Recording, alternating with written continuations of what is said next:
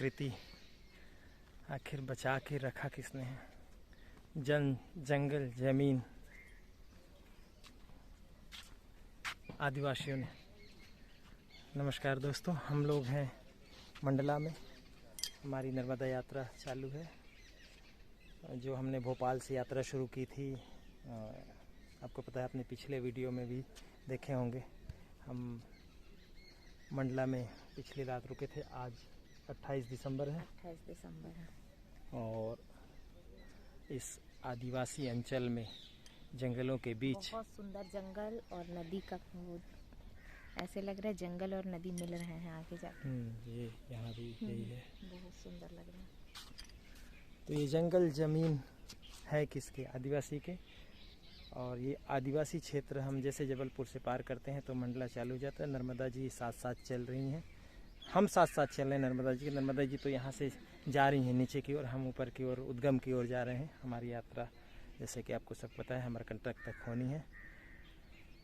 और ये आदिवासी है कौन?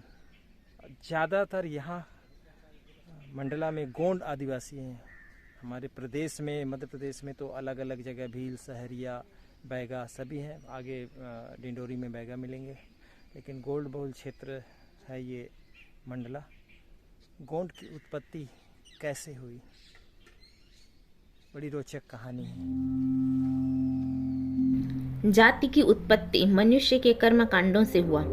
जब वो विभिन्न कर्म करते हुए समूहों में स्थापित होते गए और जातियां बनती गई, लेकिन जो प्रकृति के साथ उनके हिस्से बनकर पैदा हुए और रहने लगे, वह जनजाति है। मध्य प्रदेश के इन जनजातियों में बैगा प्रथम आदिवासी कहलाते हैं। गोंड की उत्पत्ति एक मिथ के अनुसार स्वयं गोंड बैगा के बाद अपनी उत्पत्ति मानते हैं। भारत के मूल निवासी आदिवासी हैं। मध्य प्रदेश के संदर्भ में गोंड इससे सबसे पुरातन, प्रभावशाली और व्यापक विजातीय समूह है। गोंडों की उत्पत्ति की कई मिथ या किंवदंतियां प्रचलित है। इसी में से एक मिथ के अनुसार एक तुम्बे से दो आदिवासी निकले। पहला बैगा हुआ और दूसरा गोंड। बैगा टंगिया लेकर घने जंगल में प्रवेश कर गया और गोंड ने नांगर यानी हल संभाल लिया। गोंड की उत्पत्ति का यह तर्क पूर्ण सत्य है ऐसा दावा नहीं है, बल्कि ऐसे कई और मिथक हैं। कुछ मिथकों में शंकर और पार्वती से लेकर धरती और आकाश से भी गोंड की उत्पत्ति मानी जाती है। गोंड जनजाति का इतिहास उतना ही पुराना है जितना इस पृथ्वी ग्रह पर मनुष्य, परंतु लिखित इतिहास के प्रमाण के अभाव में यह भी खोज का विषय है। यहाँ गोंड जनजाति के प्राचीन निवास के क्षेत्र के आधार पर कुछ मत इसका संबंध द्रविड़ और सिंधु घाटी से भी जोड़ते हैं। असल में गोंड एक जाति नहीं बल्कि विजातीय समूह है। इनमें कई सामुदायिक अंग हैं। गोंड खेतिहर है और परंपरा से दहिया खेती करते हैं, जो जंगल को जलाकर उसकी राख में की जाती है। और जब एक स्थान की उर्वरकता तथा जंगल समाप्त हो जाता है, तब वहां से हटकर दूसरे स्थान को चुन लेते हैं। किंतु सरकारी निषेध के कारण यह प्रथा बहुत कम हो गई है। मध्य प्रदेश में गोंड कई शताब्दियों से अमरकंटक पर्वत श्रेणी के नर्मदा क्षेत्र में विंध्य, सतपुड़ा तथा मंडला के घने जंगलों में निवास करते रहे हैं। कालांतर में कुछ गोंड मैदानी इलाकों में फैलकर जीविकोपार्जन के लिए पारंपरिक खेती भी करने लगे। कुल मिलाकर जल, जंगल और जमीन यानी प्रकृति से उत्पत्ति लेकर उसी अनंत अस्तित्व के अंग हैं गोंड। इसलिए तो गोंड स्वयं प्रकृति के पूजक और पोषक हैं।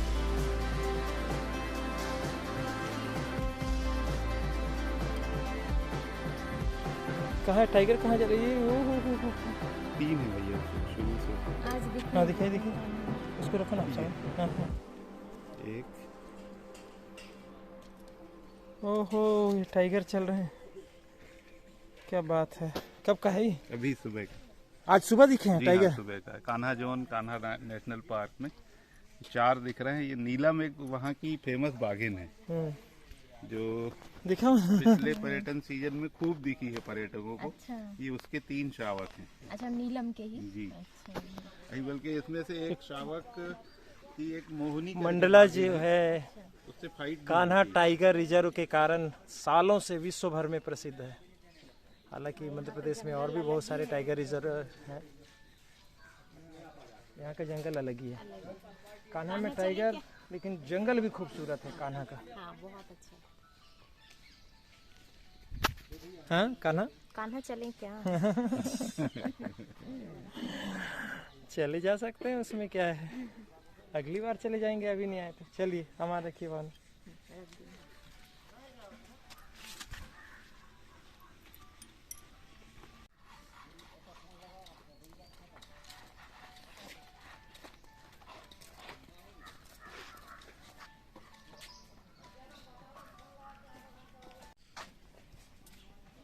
दे दीजिए गाड़ी में एक चाय। तो ये जो टूरिस्ट स्पॉट हैं, नर्मदा माई की कृपा से सबको अलग अलग तरीके से रोजगार मिल रहा है।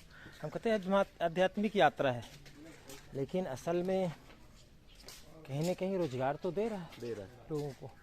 तो पर्यटन बढ़ेगा तो रोजगार भी लोगों को मिलेगा किसी न किसी। ये सब स्थानीय लोग हैं, वो देखिए आप वहाँ पे समय समय पे वो पूड़ी सब्जी भी यहाँ पर आने वालों को, समोसे, चाय। तो यात्री, जहाँ यात्री का फ्लो होगा वहाँ रोजगार बढ़ेगा। जी बिल्कुल बिल्कुल, है ना। हाँ।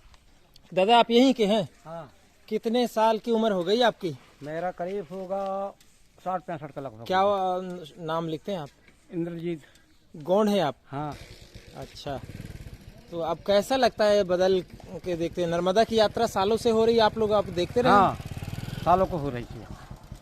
आपके जनजीवन में क्या बदलाव आया है? इतना साल हो गया, हाँ, लोगों का आना जाना बढ़ गया, हाँ। तो यहाँ के आदिवासियों में क्या बदलाव आया है? अब ये आदिवासी में काफी बदलाव रहते हो। अब जो गाँव है पुराने चला तो वो सही आ रहा हो अभी। रोजी रोजगार में? हाँ, रोजी रोजगार में यही तो है, या खेती है, किसानी है। लेकिन अब यात्री आते हैं, आते हैं, उनके साथ थोड़ा आदमी आ जाते हैं मिलने के लिए, समझो यहाँ देखने के लिए, ऐसे ही। आज आप लोग वही कर रहे हैं जो पहले करते थे, वही काम खेती बाड़ी ही कर रहे हैं? खेती बाड़ी का है कुछ काम। नौकरी चाकरी है कि नहीं परिवार में बच्चों का? नहीं है, बस काश्तकारी है। काश्तकारी है। हाँ। ठीक, राम राम। राम।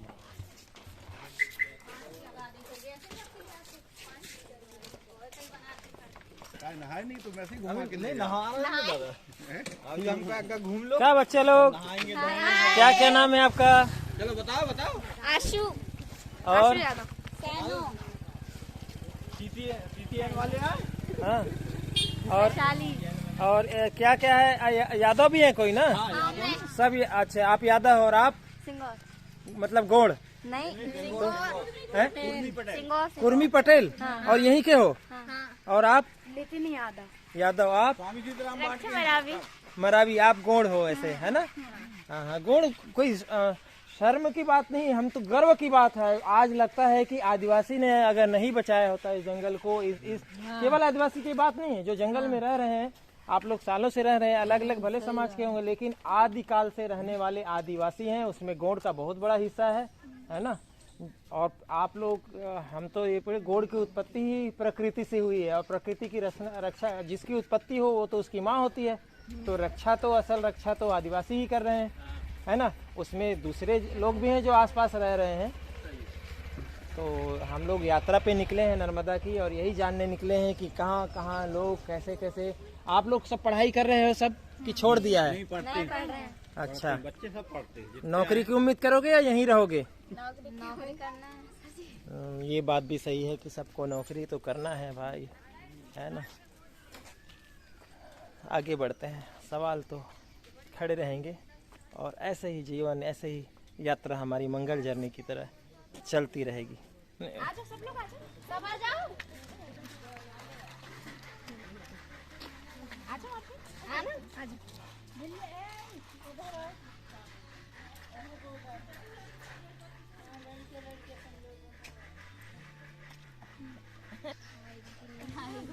हाँ, जितने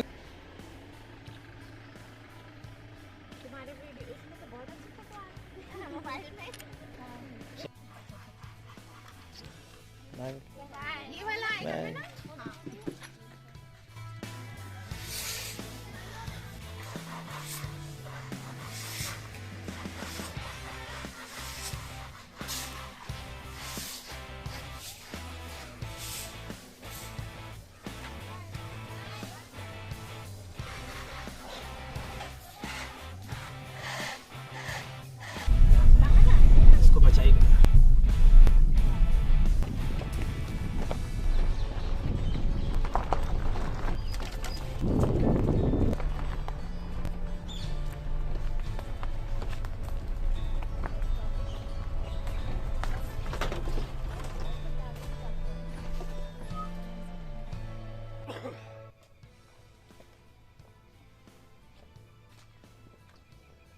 वाह, क्या बात है, नेचर का, प्रकृति भगवान है, अद्भुत चीज है। और भगवान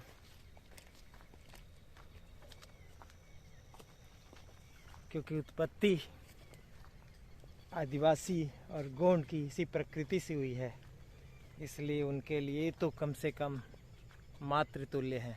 और मातृतुल्य है ये नर्मदा, बरगी डैम जो नर्मदा नदी पे बना है उसी का ये बैक वाटर है। देखिए कितना फैला हुआ है। और यहाँ से कम से कम हम 70 किलोमीटर सफ़र करके आए हैं और इस बरगी डैम का ये बैक वाटर इस घाट के ऊपर से आने के बाद भी ऐसा फैला हुआ है, तो कितना जल राशि होगा इस बरगी डैम में, कितनी जल राशि होगी आप सोच सकते हैं।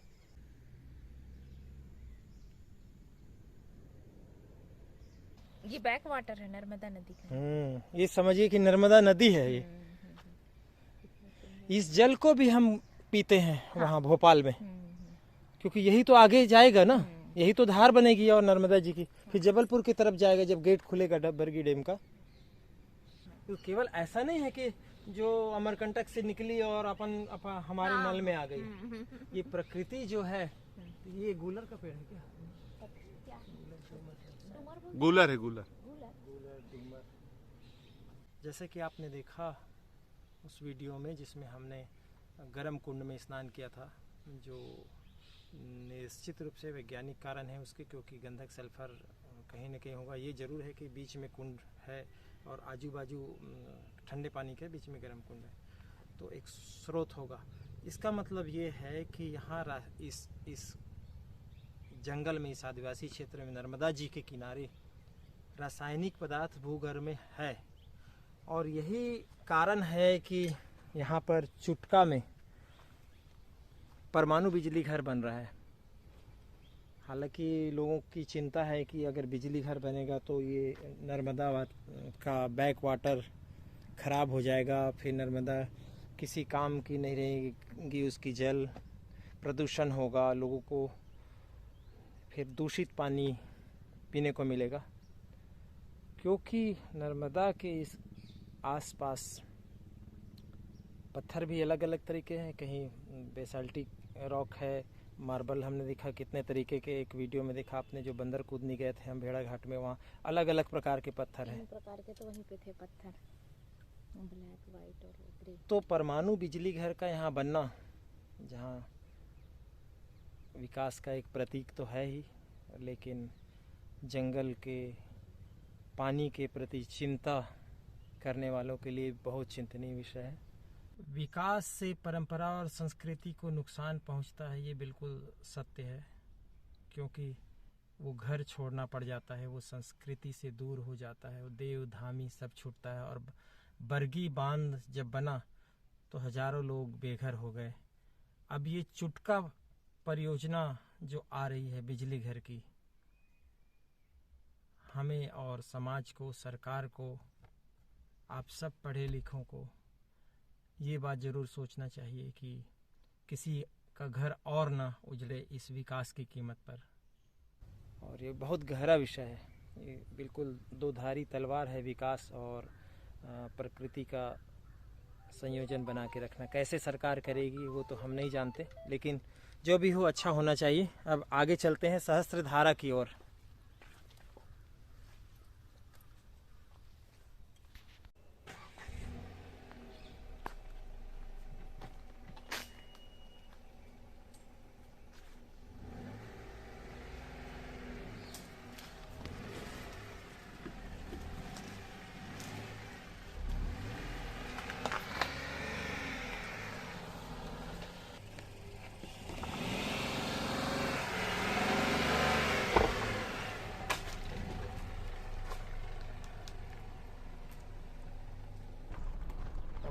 ये सब तो पूरा बैम्बू ट्री ही लग रहा है। हाँ, ये ये अपने आप उगते हैं कि इसको उगाया गया है? उगते भी हैं और लगाया भी जाता है। बांस तो आदिवासी जीवन में बहुत महत्वपूर्ण है। बांस की एक इंटरेस्टिंग कहानी गोंड समुदाय से जुड़ी है भावना, बताऊँ मैं आपको। अच्छा। बासिन कन्या के रूप में प्रकृति में है गोंड समुदाय के बीच में, जो जन्म विवाह से लेकर मृत्यु तक जन जीवन में काम आता है। इसलिए बांस बहुत सम्मानीय और पूजनीय होता है।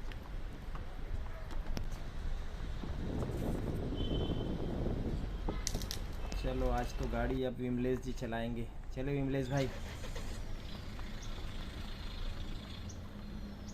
यहाँ पे तो बस्तर के जंगल जैसा लग रहा है। बहुत कुछ है यहाँ। साल के पेड़ ज़्यादा है, बस्तर में थोड़ा सागौन ज़्यादा है।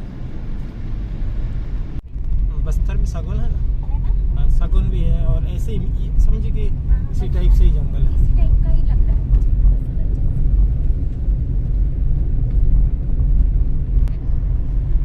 और बांस जो है हालांकि बालाघाट में होता है सबसे ज़्यादा हमारे मध्य प्रदेश में, लेकिन अब बांस के निर्यात को प्रतिबंध लगा दिया है सरकार ने। तो इससे स्थानीय को बांस के जो खेती में लगे हुए हैं या बांस के जो काम में लगे हुए हैं उनको फ़ायदा होगा।